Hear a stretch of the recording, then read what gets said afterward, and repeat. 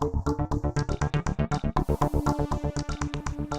to WorldatWork TV. I'm Allison Avalos, and I'm joined today by Rose Stanley.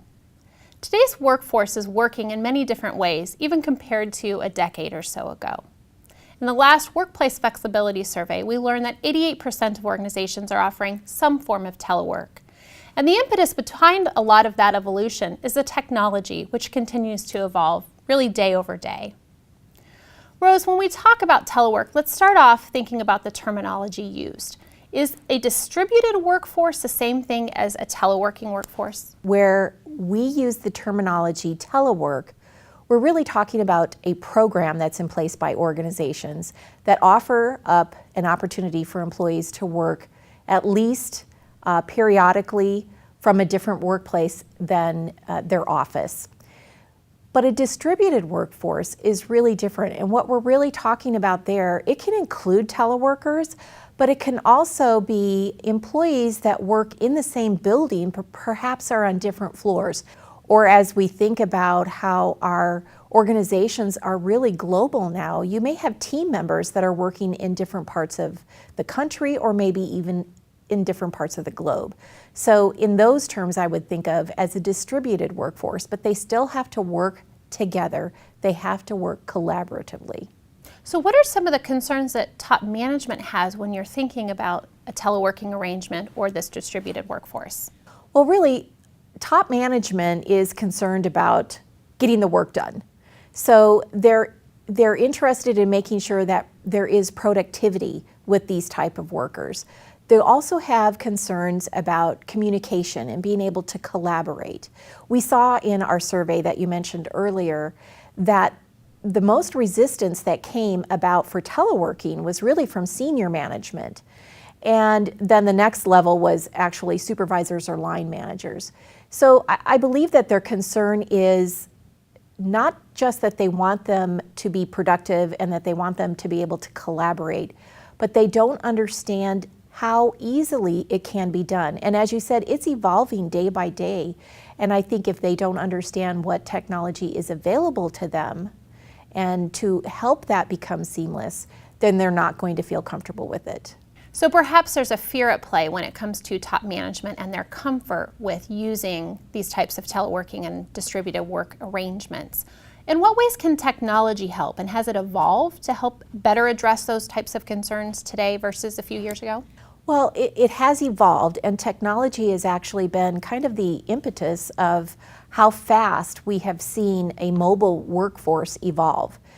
However, I think that what is at play here is that organizations may not be connected enough to each other to understand what technology is available, and it does change so fast.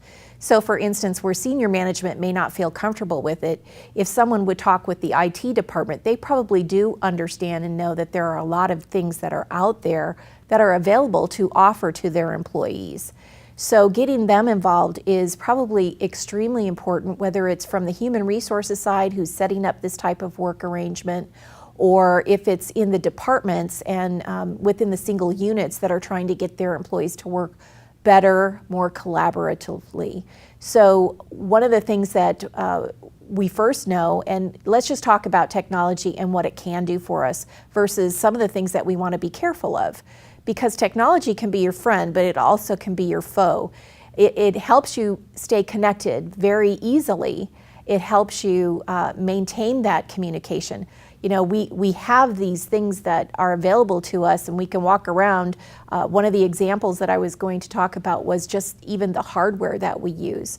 So where 10 years ago you only had a desktop, today you not only have a desktop, you have a laptop, you have a tablet, you have a smartphone, you have software that is installed in your laptop and in your desktop, and you have it downloaded as an app on your tablet or onto your smartphone. So there are just many different ways to be able to access this.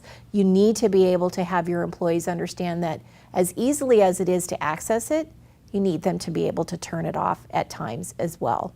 So technology is a big word, and I appreciate those examples of how the types of technology that employers can offer for people to connect. That certainly applies not only to your teleworkers and your distributed workforce, but employees in general. We're all staying connected more regularly. What are some other types or examples of technology that specifically are in place to help those who are not in the same location connect, collaborate, share that culture of the organization across a virtual network? Are there other examples that organizations are using today?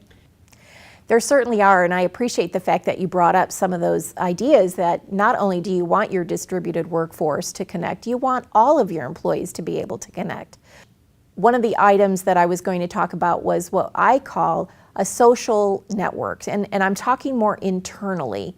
And as you said, how to keep that water cooler aspect going if you're not all in the same room.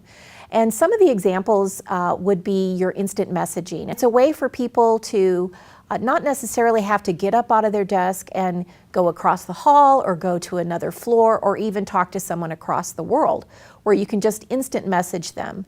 Now, according to our survey, only 16% of organizations are utilizing this. And this type of technology has evolved to the point where some of them are actually, you are able to do a video, being able to access someone through a video link. So you're not only just typing to them, you're actually speaking to them. And you can actually share your desktop with them and you can work collaboratively with them. So it is another way to see how technology has been evolving. And then again, another area is what I call more collaborative tools, where you may have individuals that are working on the same projects together. And so one of the things that we're seeing evolve is things like an ability to share your desktop with one another and work internally on a project that you're working on. Just two others that are very not used very often are for time and attendance. I think there was about 7% of organizations actually offer some type of time and attendance. They may be using that more with non-exempt employees that are utilizing this type of work mode. And then another 2% are using specific project-based technology. I'm interested in your perspective, Rose, quickly to finish up here. Oftentimes when we talk about total rewards programs, we're talking about having some clear goals up front, knowing what you're trying to accomplish. Is it the chicken or the egg when it comes to telework or distributed workforce and technology? Do you have a plan or something you're trying to achieve up front and look for the technology that will help solve that problem?